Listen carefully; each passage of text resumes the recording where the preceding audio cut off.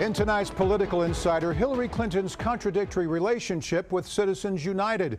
In public, Clinton slams the dark money that's corrupting our political system, but she's also one of its biggest beneficiaries. For more, I'm joined by Dave Leventhal, senior political reporter at the Center for Public Integrity.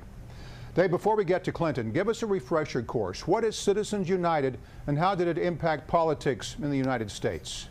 Citizens United, Morris, came about in 2010 when the Supreme Court ruled in a very split decision, 5-4, as close as you can get, that corporations, unions, and also too nonprofit corporations of a certain sort can raise and spend unlimited amounts of money, pull from their treasury, and give that to basically support or oppose politicians. And one of the biggest after effects of Citizens United that wasn't talked about so much at the time, but is very much in play today in 2016, is those nonprofit organizations that not only are advocating for and against politicians with unlimited amounts of money, and oftentimes what we like to call dark money, the money that you can't trace to a flesh and blood source, but also to donating it to other types of organizations that in turn will do the same type of function. Dave, you're making news. Last week, you published a thorough investigation of Clinton's relationship with Citizens United. Let's start with her public statements. Generally speaking, how does she present herself to voters regarding campaign finance reform? On the stump, Hillary Clinton is very clear. She says she hates Citizens United. She wants to kill it dead. That as president, she would do everything in her power to roll back big money in politics, and is taking a very reformist stance toward the issue of money in politics. It's very similar in a certain way to Bernie Sanders, who perhaps on the Democratic side is a bit more well known for his anti-Citizens United approach. But when you line up the platform of Hillary Clinton and Bernie Sanders side by side, there aren't a whole lot of differences. You find in 2016 most presidential candidates enjoy the support of a super PAC or two or three or more. What about Clinton? Where does she fall on the spectrum? And here's the rub. Hillary Clinton, although she talks a very, very big game about reforming the system, has been arguably one of the biggest beneficiaries of the Citizens United decision in this election cycle, even among all presidential candidates since Citizens United became a decision.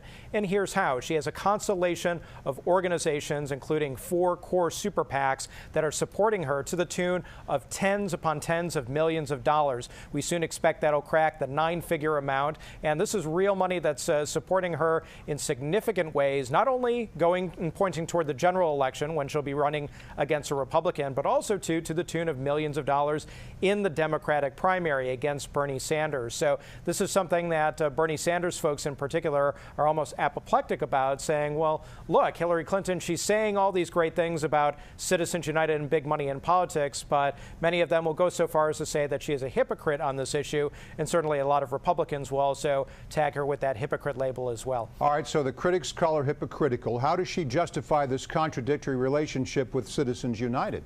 You talk to her people, and we talked to her campaign at length, and various super PACs are supporting her. And the general takeaway that you get from them is they'll say, look, this is a system that we have in place right now. It's the law of the land. We don't like it. We don't want it. We will change it if we have the opportunity to do so, but we're going to play by the rules. We're not going to, quote, unilaterally disarm, which is a term that you hear over and over again from that side. Although that does, again, rankle the feathers of Bernie Sanders folks, who will say, well, look, we're living proof here on the Bernie Sanders side that you can opt out of the system as it is today. You can push away big money in the way that Hillary Clinton is benefiting from it, and as a result still run a successful campaign that is competitive in this kind of environment. So those are the two competing schools of thought that you have right now, Morris. Dave, one thing that really stood out as I reviewed your investigation was the line between super PACs and the campaigns themselves. It's razor thin at best. Who's watching this besides you? Well, there's a lot of great reporting that's been done on the issue from a number of news organizations. But what we found is that, in fact, there is a very intimate relationship that these super PACs have with the Clinton campaign. It isn't like just a bunch of Clinton boosters have gotten together who don't really know Hillary Clinton but like her and say, oh, hey, we'll form a super PAC and we'll raise some money and support her. Many of the people who are running these various super PACs that are supporting Hillary Clinton are people who have worked with her for years, even decades, who are close advisors advisors, who are former campaign aides, et cetera, et cetera. So short of Hillary having the ability to command and control her super PACs, which she does not, nor does any candidate, Democrat or Republican, she sort of has the next best thing. She has people who know her, people who understand what she wants, people who get how campaigns work in the past and in the present and are running these super PACs to her benefit. It's like running a parallel campaign in a way. Although Hillary Clinton can't control these super PACs, she's got people who are really doing the same kinds of work, or thinking at the very least in the same direction as her own Hillary for America campaign, which is the campaign entity that she herself controls. To you and your colleagues, keep up the great watchdog work. Dave Leventhal, senior political reporter at the Center for Public Integrity. Thanks. Thank you, Morris.